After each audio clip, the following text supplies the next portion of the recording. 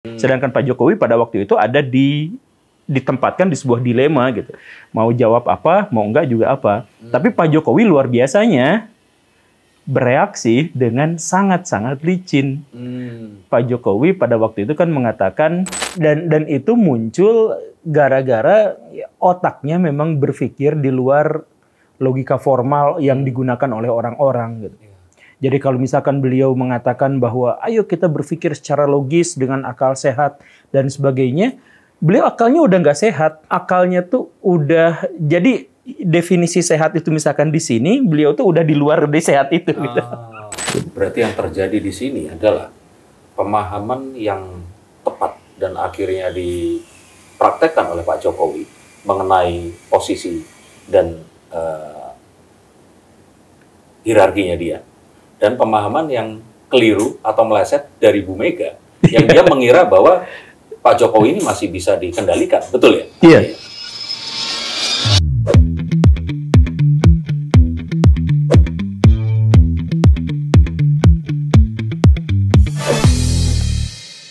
Halo Science-Seekers, kembali berjumpa bersama saya Denny Darko. Tidak ada yang namanya misteri, yang ada adalah tanda-tanda yang kita semua coba untuk mengerti.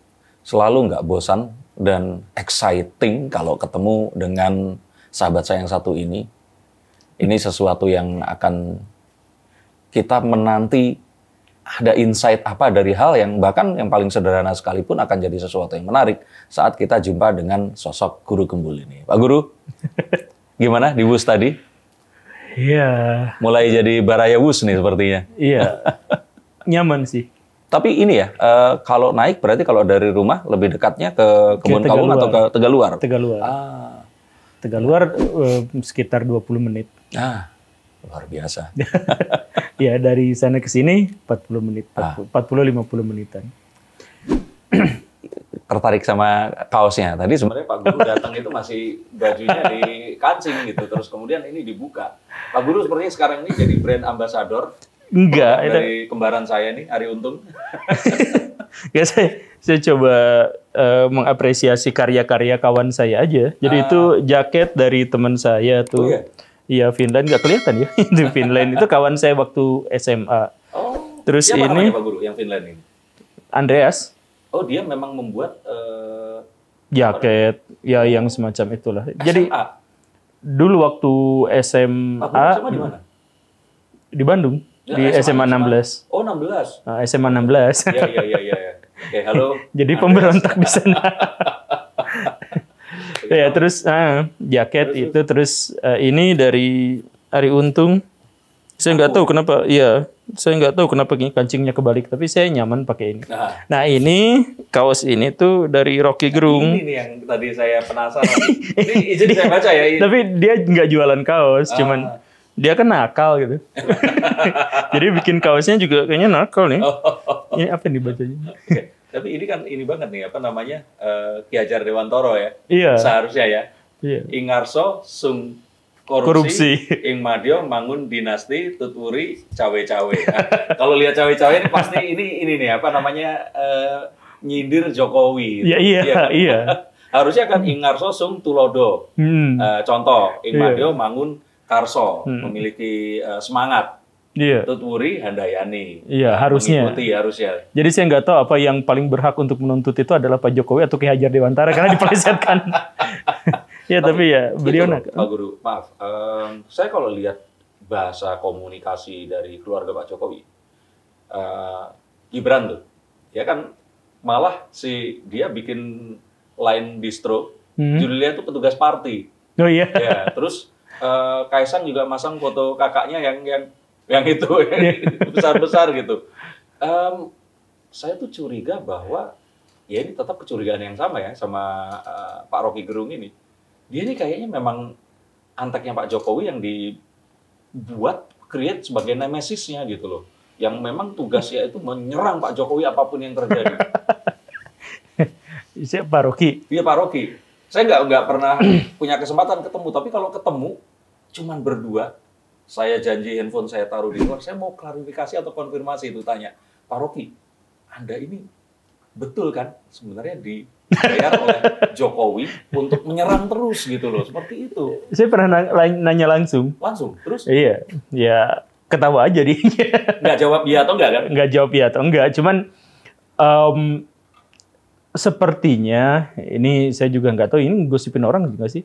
Tapi biasanya memang beliau tuh orangnya, kalau ini paroki ya, kalau lelucon biasa aja biasanya dikaitkan dengan politik, dikaitkan dengan Jokowi gitu. Jadi ngobrol biasa tuh, tiba-tiba misalkan lagi, yuk kita makan bareng nih, makan nasi kuning ya. Ada nggak tahu gimana lintasannya, ada kaitannya dengan Jokowi gitu, ada kaitannya selalu ada dengan pemerintahan Indonesia, dengan ya realitas saat ini, selalu aja ada gitu. Iya, makanya kan di belakang layar pun gitu. Saya menganggapnya itu tadi, bahwa ya kalau seandainya Pak Jokowi di picture itu digambarkan sebagai Batman, nah ini Joker gitu. Atau misalkan Spider-Man dengan Green Goblin seperti itu. Jadi kayak memang sengaja diciptakan gitu loh. Ada orang di balik mereka berdua sepertinya. Iya, saya juga nggak berani nebak-nebak kayak gimana di belakangnya gitu. Ya, saya pribadi juga melihat kayaknya memang ya ada masalah-masalah lain selain karena idealisme politik Pak Rocky untuk mengkritik. Sebenarnya, itu kan panggung luarnya.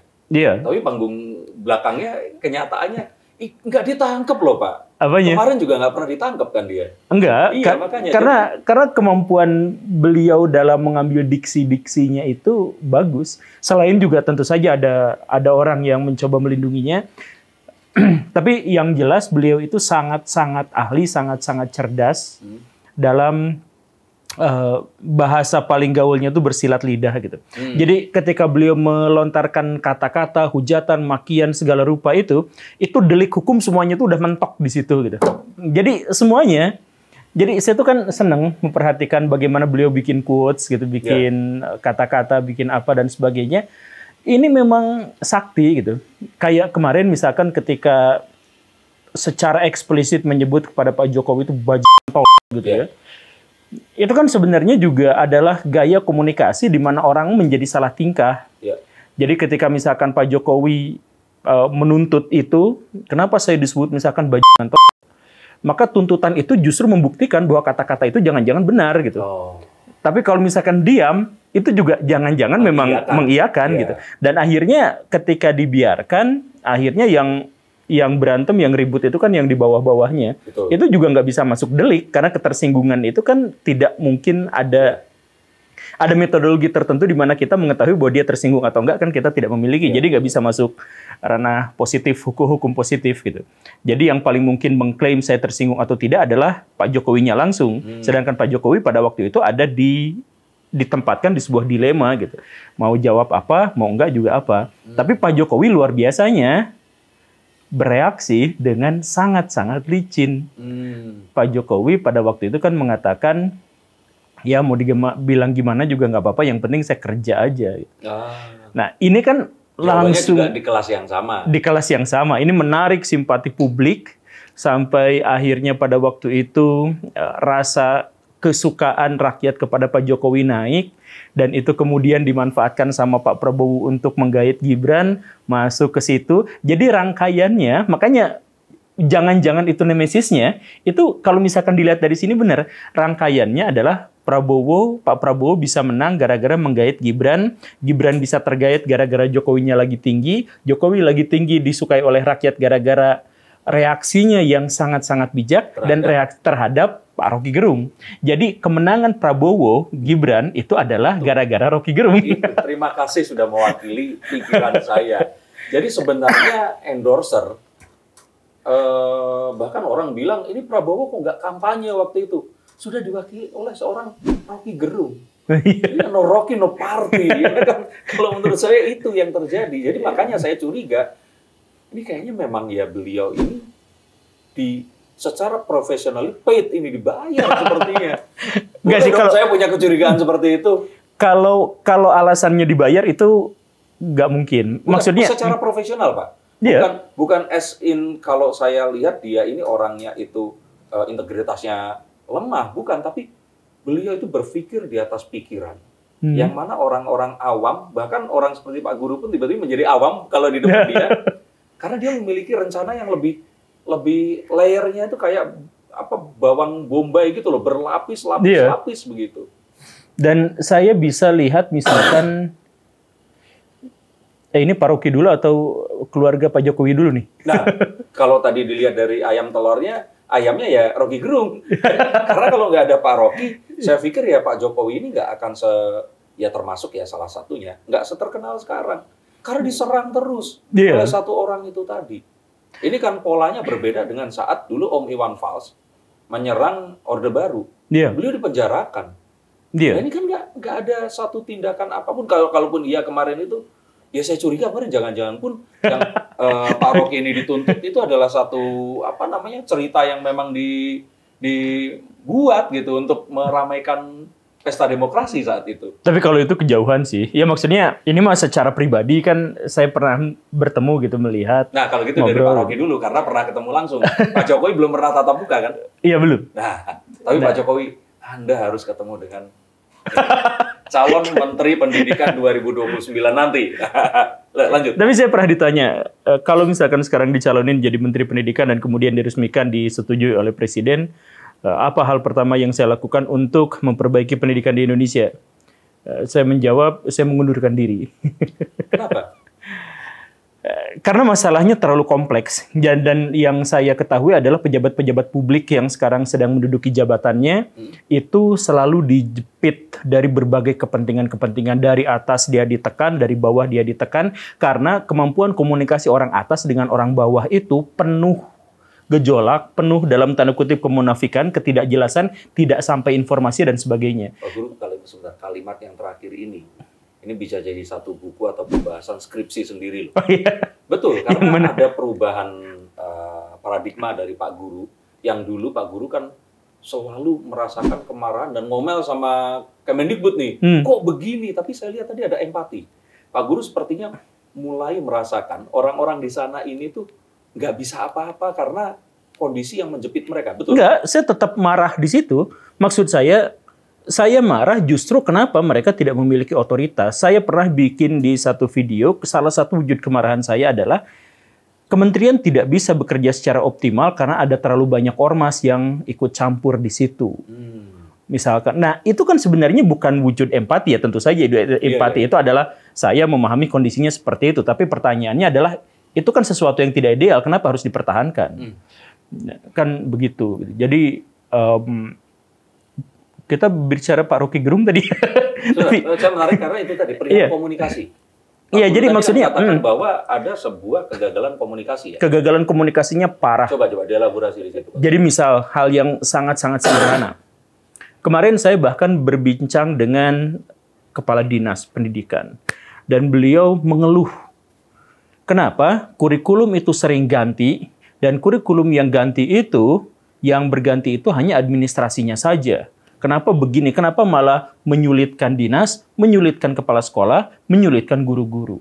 Dia bertanya seperti itu. Tapi dia tetap menjalankan tugasnya sebagai dinas untuk mewartakan kepada guru-guru dan kepala sekolah bahwa perubahan kurikulum begini begitu, tujuannya begini begitu. Ketika saya berbincang dengan Kementerian Pendidikan, yang mereka katakan apa?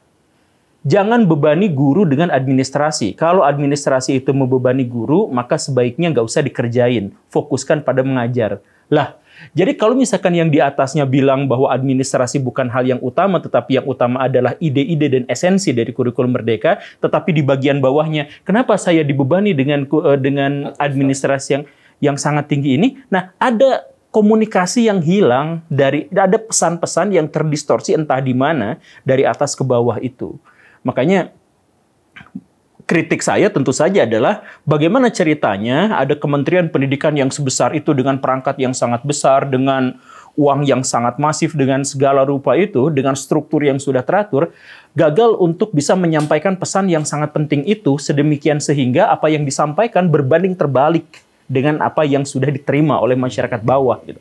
Saya selalu berbicara kepada guru-guru, kepala sekolah di seluruh Indonesia, hampir setiap bulan, saya berbicara tentang kurikulum Merdeka. Dan ketika saya sampaikan bahwa kurikulum Merdeka itu benar-benar bebas, bahwa setiap orang bikin kurikulum sendiri dan seterusnya. Banyak di antara kepala sekolah di Indonesia, guru-guru di Indonesia itu kaget. Loh kok gini? Bukannya harus ada proyek yang administrasinya begini? Bukankah? Jadi timpang sekali. Ide-ide dari atas ke bawah itu benar-benar timpang. Makanya mesti ada orang-orang yang mampu menyampaikan pesan dengan baik sehingga distorsi itu bisa dikurangi. Nah, tapi memang saya pernah dengar ya, entah di mana ya, bahwa di Indonesia ini, Pak, kemampuan seseorang untuk bisa menyampaikan pesan dengan efektif ya, maksudnya efektif itu apa yang disampaikan ini memberikan dampak efektif ya, seperti itu masih rendah. Saya lupa sangat rendah. Berapa, Pak Guru?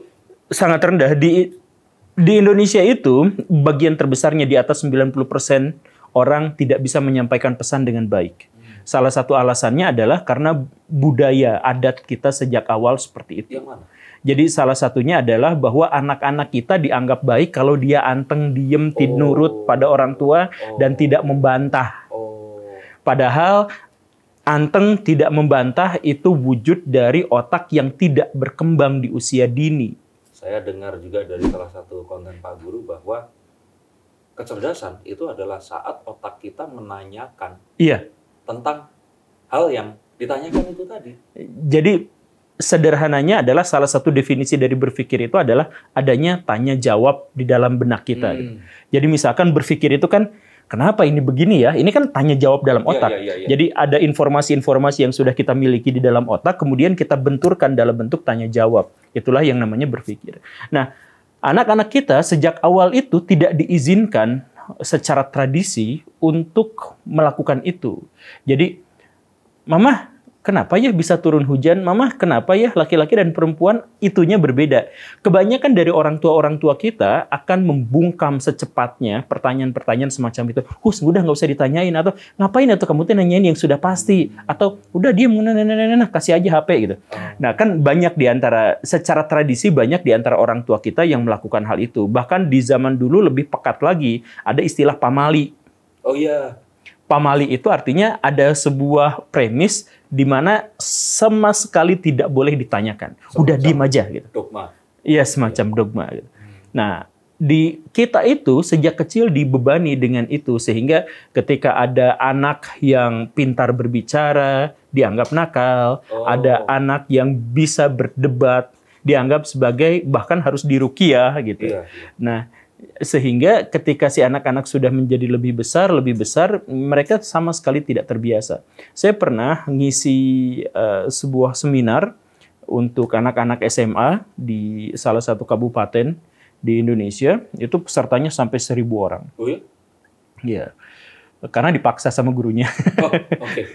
Nah, di sana itu ketika saya mengajukan pertanyaan, ada yang mau ditanyakan, ada beberapa yang mengacung. Tapi kemudian ada satu perempuan yang menarik perhatian saya, sehingga saya tunjuk dia.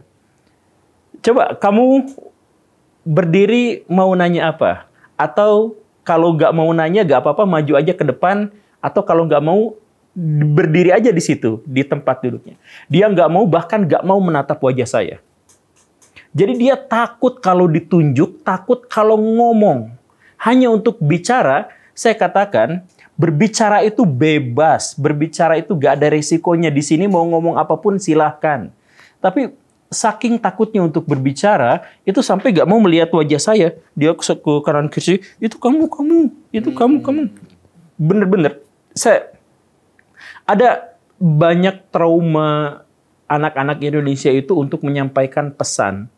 Dan itu sejak awal diterima oleh mereka, sehingga ke depan ketika mereka berbicara, mereka bernalar, mereka mencoba untuk diplomasi dan melobi dan sebagainya, kemampuan kita itu sangat-sangat rendah dalam hal itu. Bahkan bisa dicek. Ketika kita melakukan kesalahan, orang yang minta maaf itu sedikit sekali. Jadi misalkan kesenggol di jalan, cuman gitu, tapi nggak minta maaf. Banyak di antara kita yang seperti itu. Dan momen Lebaran, minta maaf, WA kita penuh dengan ucapan maaf dan sebagainya. Tapi orang-orang yang mengucapkan maaf kepada kita dan sebaliknya, itu adalah orang yang tidak punya masalah sama kita. Yang punya masalah sama kita nggak ucapin maaf di situ. kebanyakan di antara kita seperti itu karena kemampuan kita untuk meredam konflik dengan lisan, kemampuan kita untuk menyampaikan pesan-pesan, kemampuan untuk menunjukkan ekspresi kita dan sebagainya, itu sejak awal sih dalam tradisi kita ditahan. Tapi itu masih bisa diselamatkan atau tidak, Pak Guru? Misalkan kalau seandainya orang seperti kita yang menyadari tentang ini, terus kita misalkan mengadakan sebuah, ayo kita ajarin dulu deh, atau kita misalkan membuat konten dulu agar mereka ini bisa aware dulu tentang itu, sadar dulu, baru setelahnya kalau mungkin Pak Guru bisa bikin webinar atau mengajarkan secara kelas gitu. Karena kan begini, Pak Guru pintar itu satu hal. Menyampaikan kepintaran Pak Guru sehingga orang-orang itu mau menjadi baraya dan mendengarkan, itu hal yang lain loh Pak Guru. Jadi dua skill yang berbeda. Nah, menjadi cerdas seperti Rocky Gerung pun, ini kalau kita boleh kembali ya, itu satu hal. Tapi menyampaikan dengan bahasa yang nakal.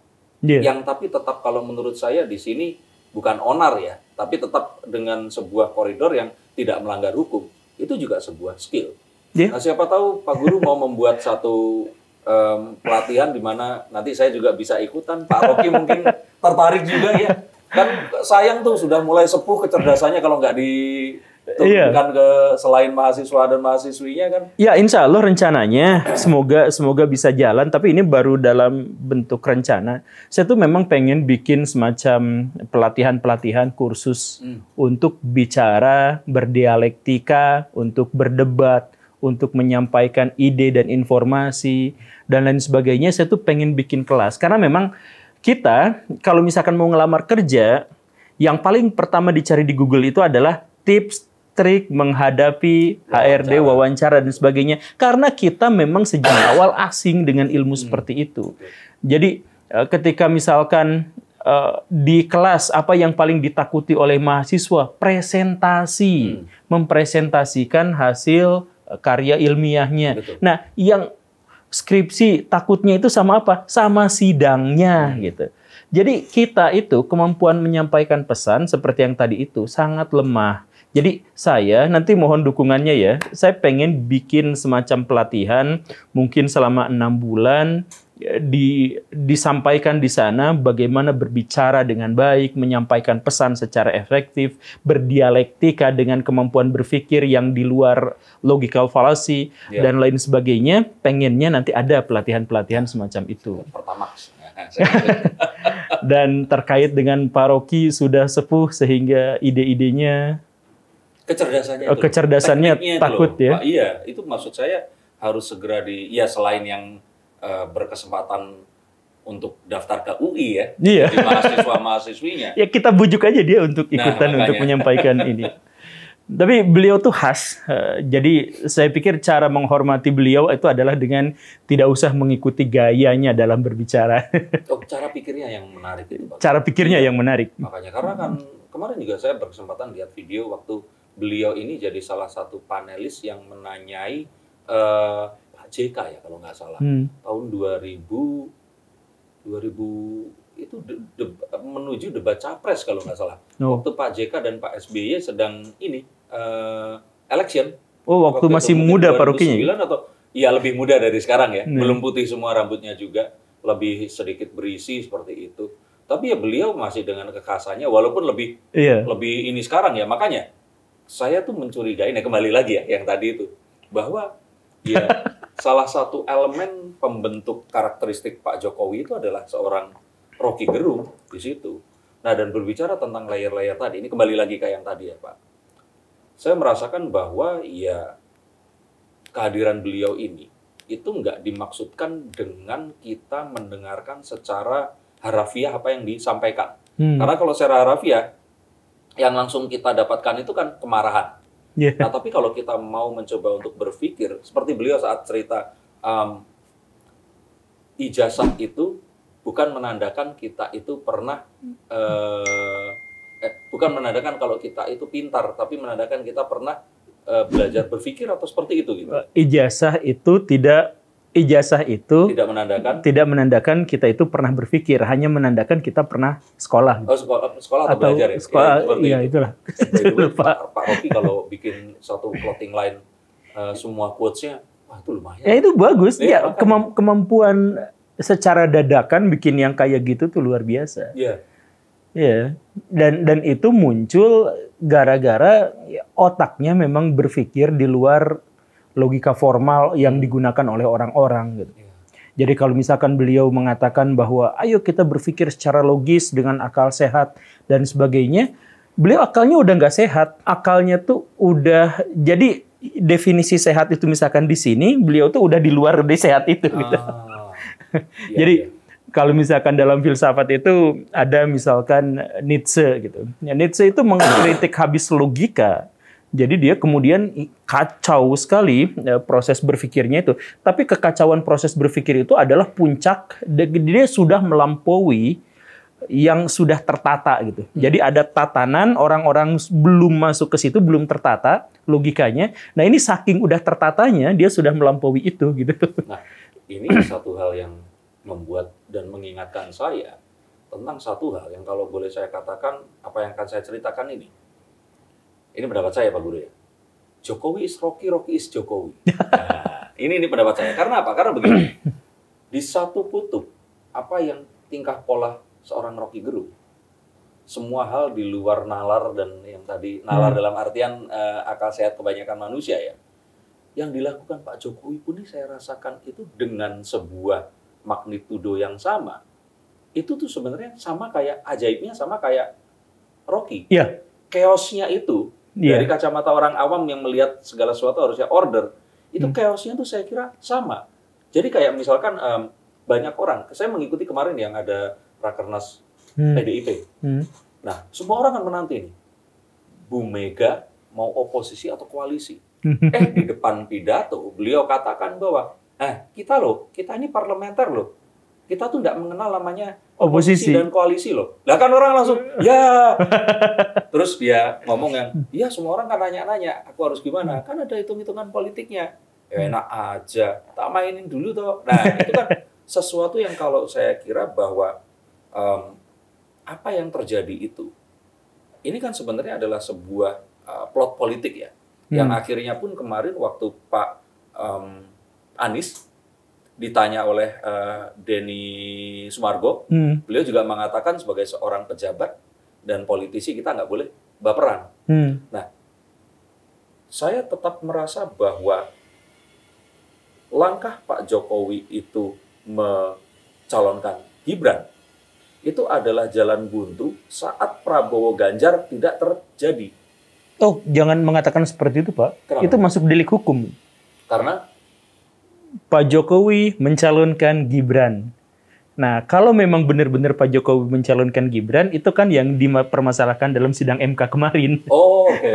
Jadi yang mencalonkan Gibran itu adalah Prabowo, sedangkan Pak Jokowi ya silahkan saja hanya memberikan hak sebagaimana mestinya.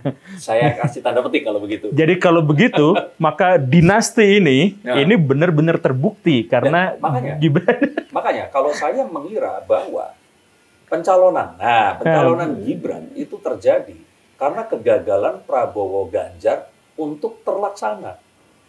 Dan ini pun saya lihat dari satu konten kreator asal Madura, Alifur Rahman tuh Sewor TV. Oh iya. Ya kalau dulu kan kita selalu menganggap ini corongnya Jokowi kan. Terus ternyata itu corongnya PDIP ternyata. Nah, dan dia pernah menceritakan saat itu dia dipanggil oleh Pak Jokowi. Dia berdelapan ke Istana Negara dan terus Istana Bogor kalau nggak salah. Saya lupa tepatnya di mana. Di situ tuh ditanya satu-satu. Kamu dukungnya siapa? Dukungnya siapa? Itu di tahun 2021. Dan setelah ditanya seperti itu, Pak Jokowi secara tidak langsung itu seperti mengatakan kalau nanti sepertinya PDIP akan menyalonkan Mbak Puan. Nah, kalau seperti itu mendingan kalian dukungnya Ganjar karena Mbak Puan ini nggak akan bisa menstop Mas Anies Baswedan. Nah, kalian mau nggak nanti negara ini dipimpin oleh orang-orang yang didukung sama FPI? Nah ini kalau mengutip kata-katanya Alifur Rahman itu seperti itu. Nah saya di benak saya maksudnya yang terfikir saat itu, memang ada sebuah plot ingin menyatukan Pak Prabowo dan Mas Ganjar nih. Iya. Tapi ternyata Bu Mega itu memasangkan dengan Pak Mahfud.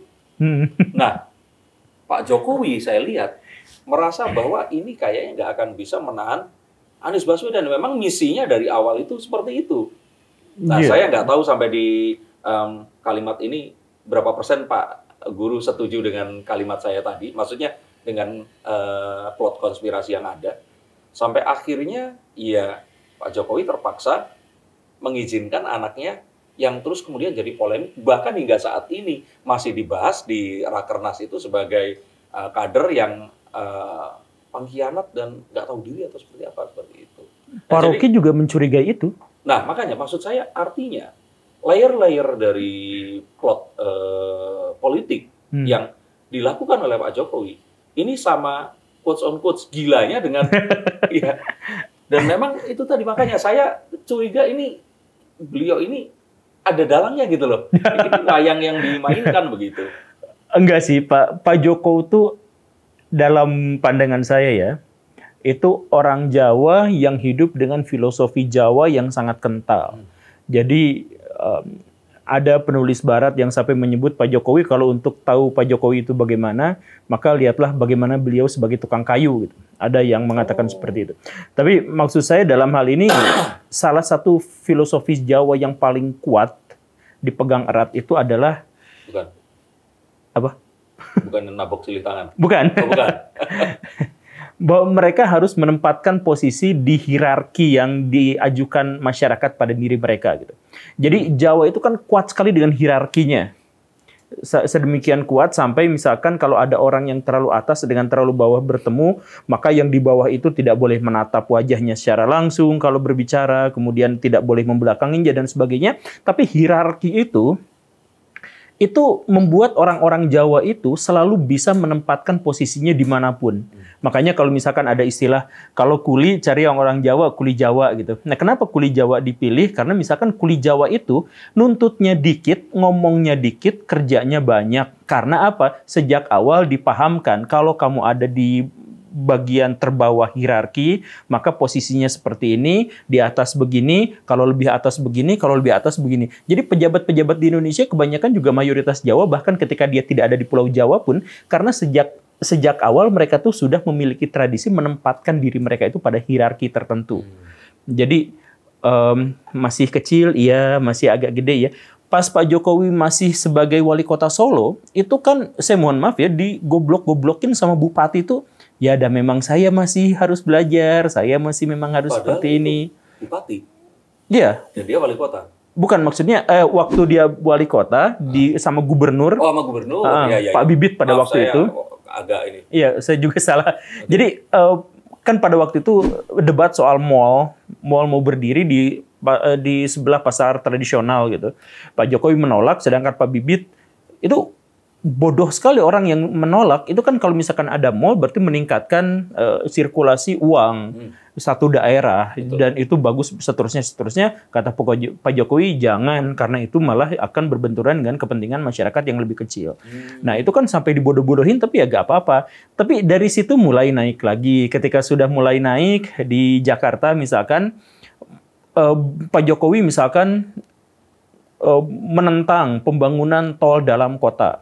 Tapi kemudian datanglah menteri pada waktu itu ke Pak Joko, dan akhirnya Pak Jokowi, ya sudah nggak apa-apa, sekarang tolnya dijalanin lagi gitu dan sebagainya. Jadi dimanapun ada di hierarki, beliau itu kuat. Nah ketika beliau jadi presiden dan kemudian sudah ada di puncak hierarki itu, kemampuannya untuk menjadi puncak hierarki juga kuat. Beliau berani untuk membenturkan dengan hierarki lain, yaitu PDIP misalkan. Beliau berani pada waktu itu karena apa? Karena dalam tradisi Jawa, ya raja wajar kalau berbenturan satu sama lain. Raja itu kan seperti obor. Gitu. Ini menarik loh Pak. Iya. Nah, jadi karena saya ada di puncak hierarki, saya harus memainkan peran sebagai puncak hierarki. Jadi saya harus melindungi rakyat saya harus melindungi wilayah saya, termasuk apakah itu harus saya lakukan dengan benturan-benturan dengan puncak hierarki yang lain. Gitu. Nah, jadi awalnya disebut petugas partai, disebut apa, sampai akhirnya menunggu saat yang tepat di tempat yang tepat. Iya. Beliau akhirnya dalam tanda kutip ya, membangun hierarki sendiri, dinasti sendiri, membangun alur birokrasinya sendiri. Jadi dengan atau tanpa PDIP sekalipun, beliau sudah tidak lagi tergantung sama itu gitu.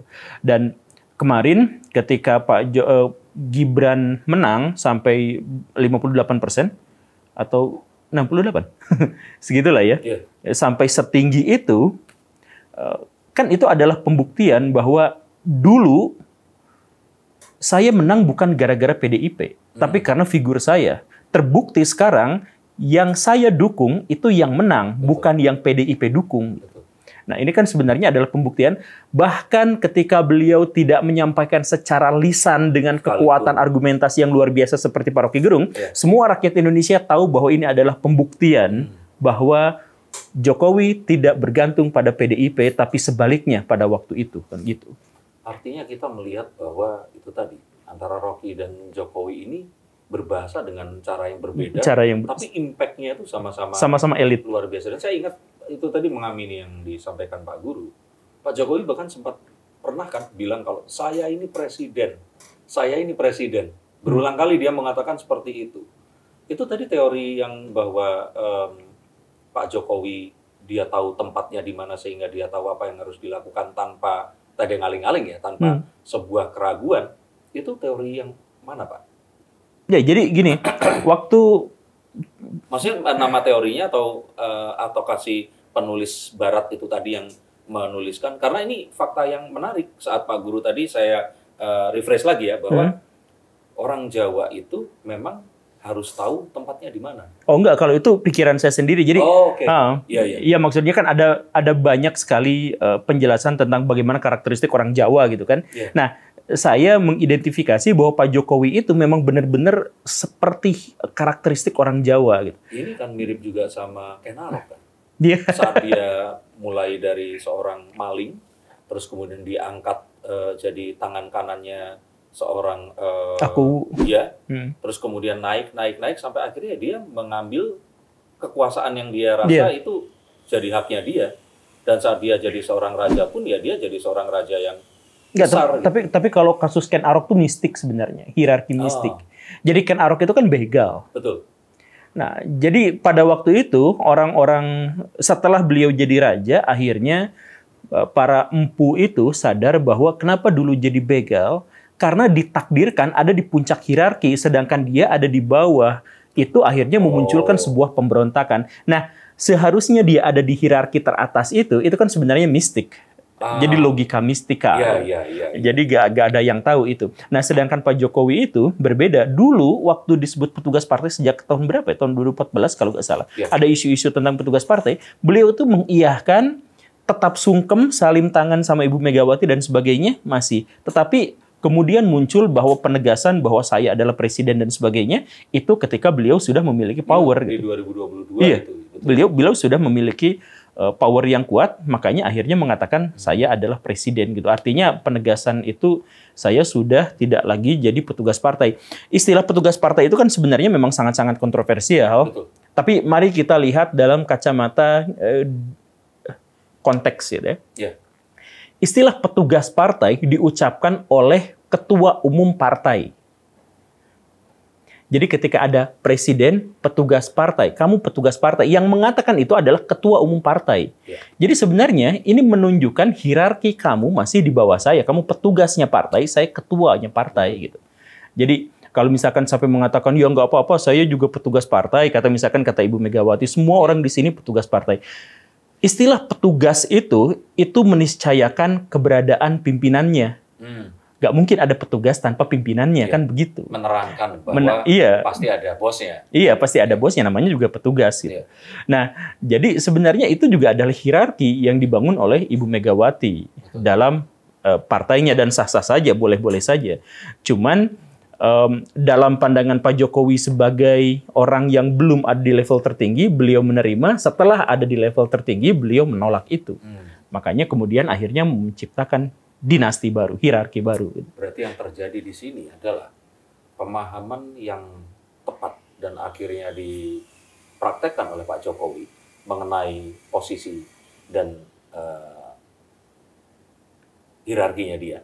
Dan pemahaman yang keliru atau meleset dari Bu Mega, yang dia mengira bahwa Pak Jokowi ini masih bisa dikendalikan. Betul ya? Iya.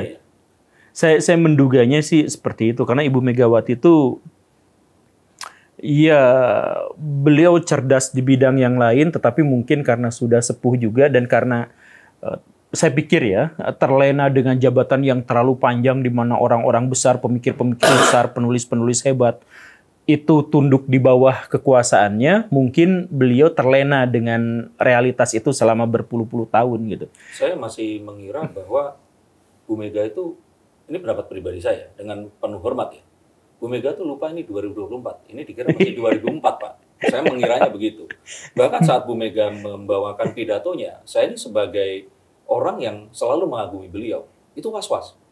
Aduh, jangan nanti kepleset ngomong lagi, kepleset. Dan kemarin saya melihat ada beliau yang mengatakan bahwa itu Menteri Cengeng, Bu Risma. Nah itu kalau menurut saya, Bu, aduh jangan itulah gitu loh. Maksudnya, ya kalau itu nggak ada aja, sebenarnya pidatonya kemarin itu akan, ya menunjukkan kecerdasan beliau, menunjukkan kepresidenan beliau. Karena kalau menurut saya nggak ada namanya ex-presiden. Yang ada itulah presiden, terus digantikan presiden lain. Dan itulah kenapa presiden itu tetap walaupun sudah tidak menjabat presiden, tetap didampingi pas pampres kalau nggak salah. Nah jadi itu yang saya... Tapi Pak Denny Darko ingat nggak, Ibu Megawati itu bisa berbicara dengan lantang sampai banyak blunder kedengaran itu akhir-akhir ini aja. Betul, makanya. Nah, makanya kalau menurut saya, beliau ini mungkin karena, ya mungkin kita pun nanti kalau usianya udah mendekati 80 tahun akan seperti itu gitu. Nah, yang saya juga akhirnya sarankan, saya membuat konten. Yang saya kira ini akan sangat suportif untuk PDIP bahwa Mbak Puan ini sudah saatnya menggantikan memang. Jadi Bu Mega mungkin ditempatkan di posisi menjadi seorang penasihat atau apapun, kita bisa buatkan satu posisi yang khusus di situ. Nah, Mbak Puan ini harus menjadi ketua umum. Karena ya yang saya takutkan hal-hal yang tadi itu loh. Saya tuh suka deg-degan gitu. Sama deg-degannya juga kalau saya mendengarkan Pak Prabowo. Beliau ini kan seorang patriotis. Yang juga tentara. Nah, kadang tentara ini sulit untuk berdialektika. Nah, akhirnya kan yang terjadi, kita takut beliau ini emosional, ngomong yang nyerempet-nyerempet ke sesuatu yang, waduh, jangan sampai nanti beliau tersinggung di atas panggung. Seperti itu. Kalau saya lebih ke sana. Nah, tapi perihal yang tadi ingin saya sampaikan di sini, ya tadi kan kita seakan-akan kemana-mana, padahal semua sebenarnya ini nyambung, Pak. Artinya Pak Jokowi ini seorang praktisi kejawen yang memang tulen ya? Tulen. Saya yakin ini tulen, sama seperti halnya Bung Karno, Pak Harto. Iya. Cuman itu, kalau Bu Mega mungkin karena ibunya orang Bengkulu, jadi agak nggak Jawa, Jawanya tuh kurang Jawa dibandingkan Pak Jokowi gitu mungkin. Soal hierarki, Bengkulu dengan Jawa itu kan bertolakan. Iya, betul. Tapi Pak Jokowi katanya Cina, Pak. Iya. Komunis dulu. Iya, kita semua Cina pada waktunya. Tapi terima kasih Pak Guru, ini ngobrol yang awalnya nggak ngobrol ini, tapi karena Pak Guru tadi cerita, Pak Denny, saya dikasih ini sama Pak Ari Untung, terus dibuka, ditunjukin. Wah, ini menarik nih, karena tadi kalau menurut saya sih, harusnya Pak Prabowo menjadikan Pak Rocky ini menteri ya. Jangan. Enggak. Dibuatkan khusus gitu. Enggak. Menteri yang menegasikan apapun yang akan disampaikan sebagai menteri oposisi lah kalau menurut saya. Jadi semua ide yang akan diwujudkan sebagai sebuah platform atau program, itu harus melalui tantangan dari seorang Menteri Rocky Gerung. Enggak lah, Menteri itu untuk bertindak, untuk berkoordinasi. Kalau misalkan untuk menyampaikan pesan, jadi ya itu jadi sekretaris negara aja lah. Atau jadi jubir presiden. Ya itu mungkin bagus tuh sepertinya. Wah, saya kebayang kalau Pak Prabowo ke luar negeri didampingi oleh Rocky Gerung. Pasti sangat luar biasa. Tapi kalau Pak Rocky Gerung ada di situ, saya jadi oposisinya lah. Oh gitu ya. Saya yakin saya siap berdebat. Tapi baik, terima kasih Pak Guru, terima kasih Pak Rocky, Pak Jokowi, iya, terima siapapun kasih yang disebutkan. Semoga ini jadi pembelajaran. Makasih mau digosipin. Yang ternyata kayak tadi itu, saya sebagai orang Jawa aja merasakan sekali apa yang Pak Guru sampaikan. Orang-orang di sekitar saya yang orang Jawa juga itu melakukan persis. Tapi saya baru menyadari ini tadi, bahwa memang orang Jawa tuh harus tahu posisinya. Bahkan dalam bahasa Jawa sendiri itu tuh ada beberapa tingkatan yang kita itu nggak bisa kalau punten ya, karena saya kan tinggal di Bandung, KTP saya juga Bandung.